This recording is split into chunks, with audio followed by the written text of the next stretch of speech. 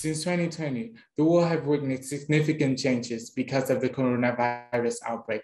Consequently, many cultural and student exchange activity have been put off due to travel restrictions between countries on a global scale. How can we support students so they do not miss the opportunity to visit, interact, and study with each other? Such concerns have been a burden to many universities as they look for a way to adapt the new situation. In that context, online student exchange has manifested as a great solution to this problem. So what is online student exchange and how can it benefit our students?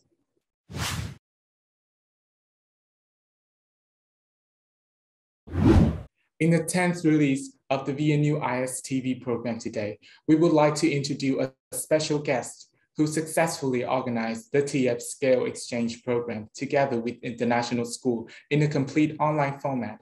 May I introduce Ms. Stella, Senior Lecturer from Nghi An Polytechnic, Singapore.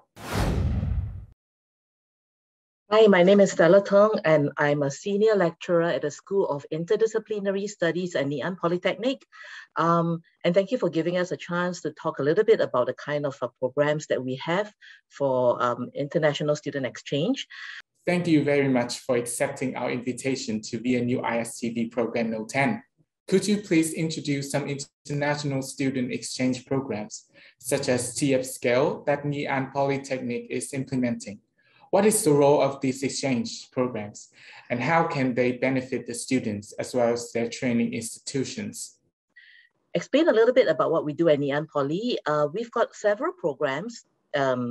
These include an overseas immersion program, or what we like to call OIP, youth expedition projects, or what we call YEP, and also ASEAN readiness. And of course, the most recent one that I was recently in charge of, which is called the TF Scale. And this is a sponsored scholarship program by Temasek Foundation in Singapore. What are some things that we want to do with these exchange programs? Well, what we hope to do is to meet what we have here at Nghi An. We call them Nghi An Poly graduate outcomes. And our main outcome is we want to groom and train global smart professionals. So that's what, as a school, what we want to do. And also for our overseas programs, some of the outcomes that we are looking at include, having really good interaction between our Nghi An students with the students that we have from different countries. In particular, we had a really successful runs with Vietnam National University, with VNU Hanoi. Of course, a big part of that is cultural immersion. We really hope to give students from both countries the chance to learn more about our various countries. Innovation and enterprise is a big part of it as well. Many ways that we do it, not necessarily starting a business together right now, but just being innovative, coming up with creative ideas, doing joint projects, and hopefully all these lead to really long and strong partnerships between the students even after the program ends. On top of all that, of course, there is the exposure to language. As much as we, in Singapore, we speak mostly English. It's a great chance for us to learn about your language. We've all learned some phrases here and there, and it's been really fun.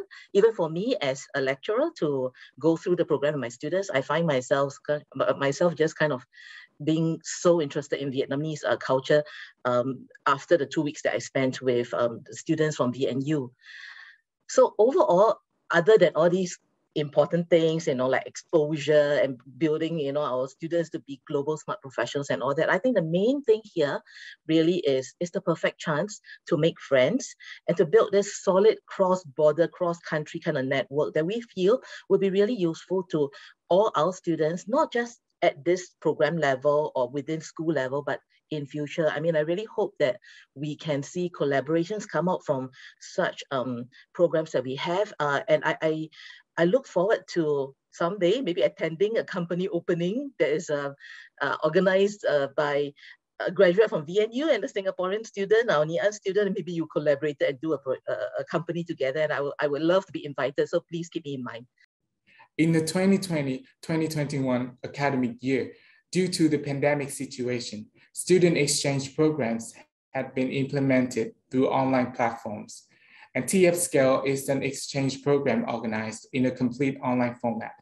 In your opinion, what is new about organizing an online exchange program, and what are the challenges and difficulties involved in the process?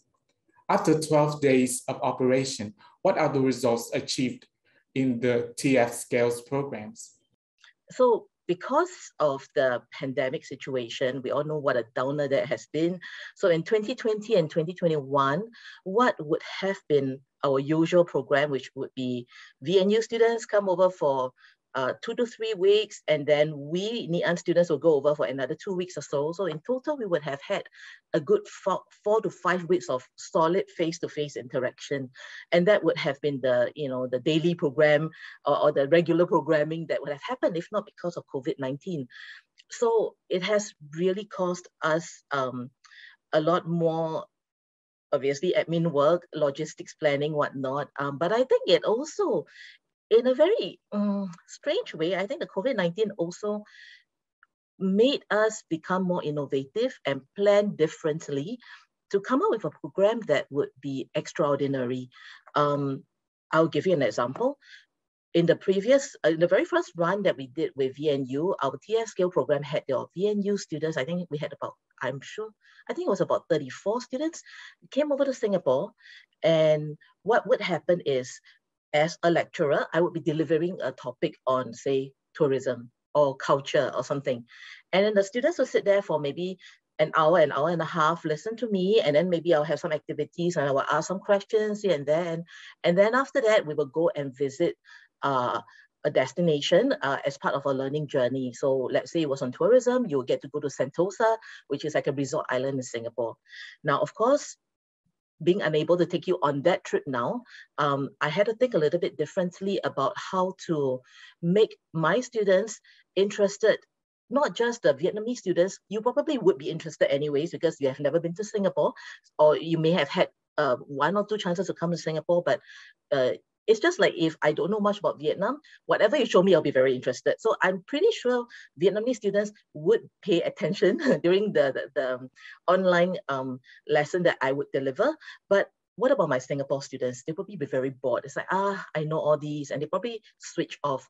So what I did was I flipped it around. I discussed with our team of tutors, and we decided, hey, we need to engage our students. We can't just have them sit there and do yet another home-based learning or online program, and they just sit there for 3 hours, So what we did was we decided to put our own NIAN students in charge of curating the programs. So for example, going back to the tourism example, what we then did was we got one group of students, 5 students in a group, and they had to develop content for a 15-minute presentation. So presentation slides, they did whatever they had to do. They taught the lesson, of course, with a lot of help from the tutors involved. So we would go through with them, go through their slides, make sure it's, is of good standard. And then after that, they did a learning journey on one tourism attraction, and then they then presented that. So that was one way we got around it. We made our students teachers. So we became facilitators rather than we were the lecturers, and we tell you, you listen. So that was one of our tricks. The second thing I did was I wanted to make sure that the topics we chose, they had a more contemporary feel to it. So we wanted to talk about, for example, economy. So we would cover under broad umbrella themes, which would be, say, the economy. We'll talk a bit about society. We'll talk about, say, like, say, politics and development, But under these things, we then make the content or the subtopics a little bit more in sync with what we think young people will be more interested to talk about now. So, for example, what was new this time was, in the past, we'll always talk about Singapore's economy in terms of, we have got a shipping, we've got a financial hub and things like that, which we still did cover all those, and we got our students to do it. But I put in a new topic, which is on pop culture in Singapore. So some people may not associate Singapore with pop culture, right? Because we're not Hollywood, we're not Bollywood, right?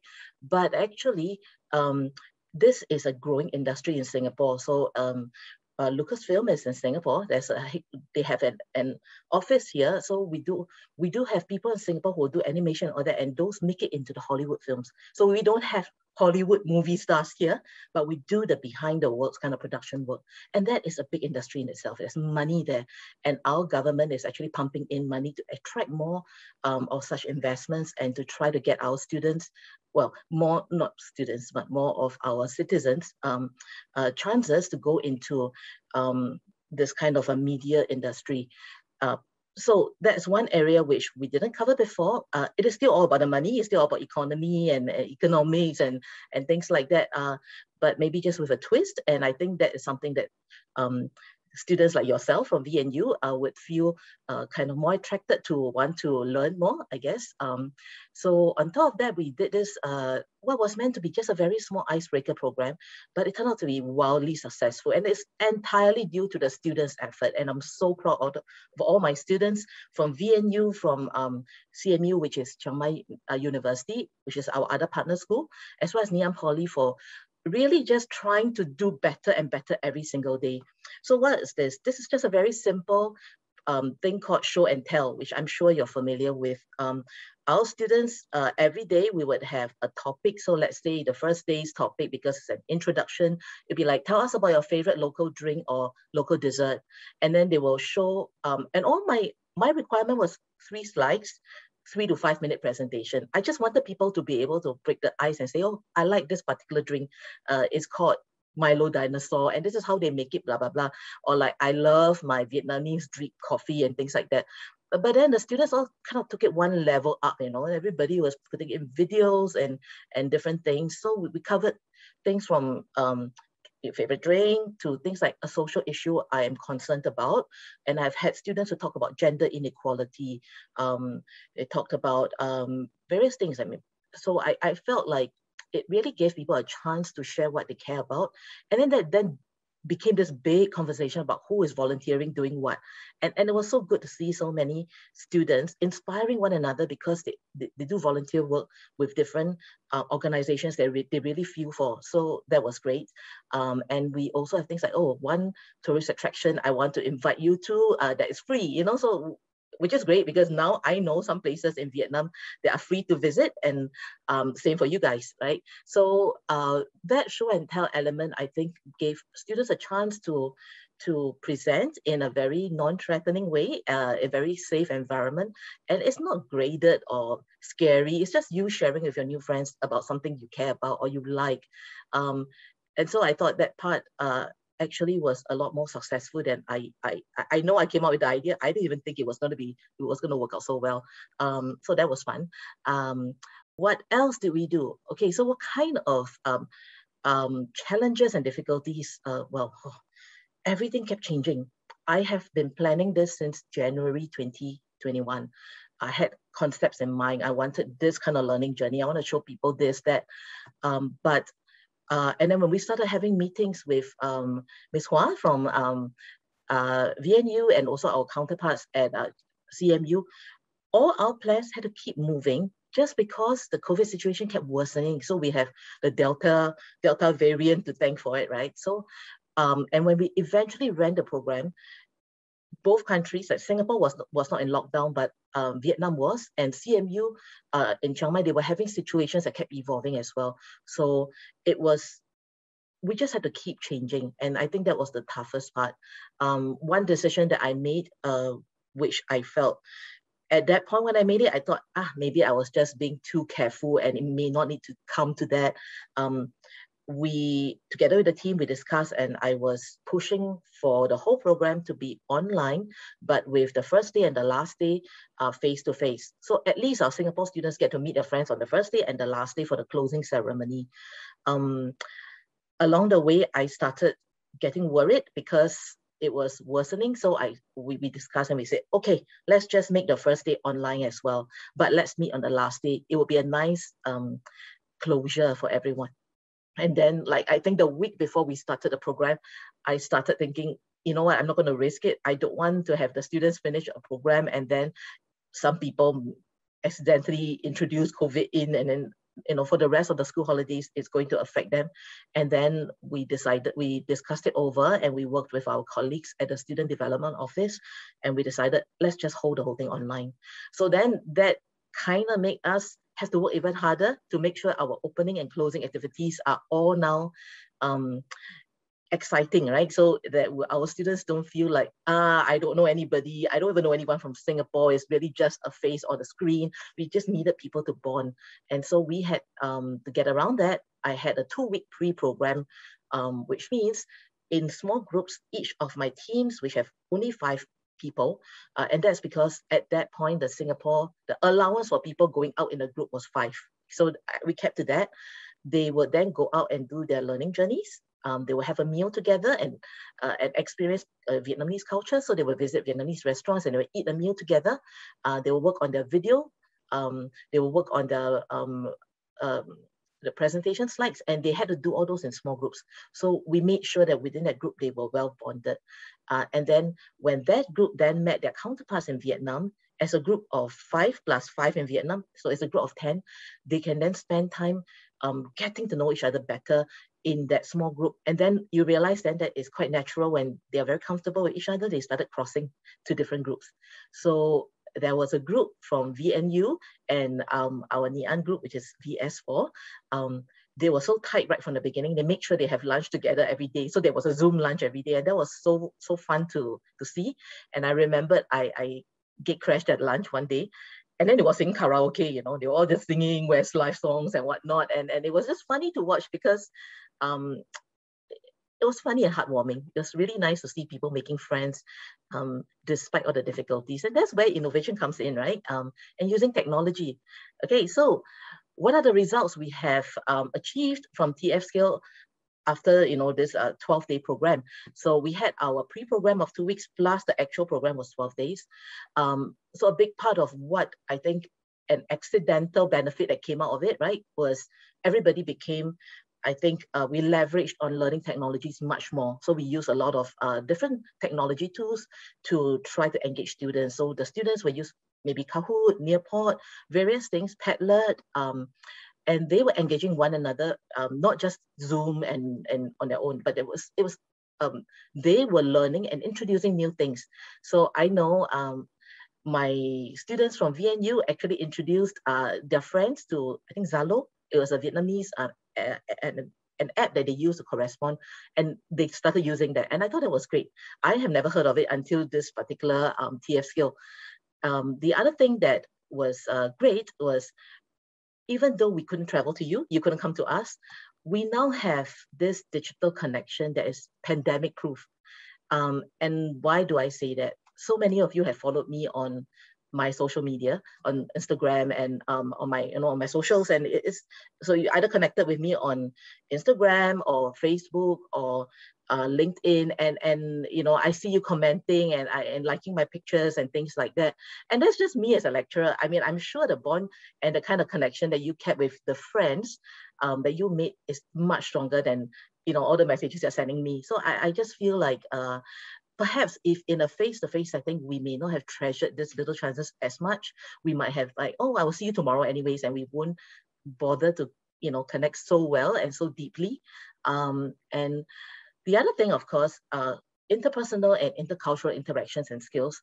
Of course, without being there, we cannot totally acquire these skills.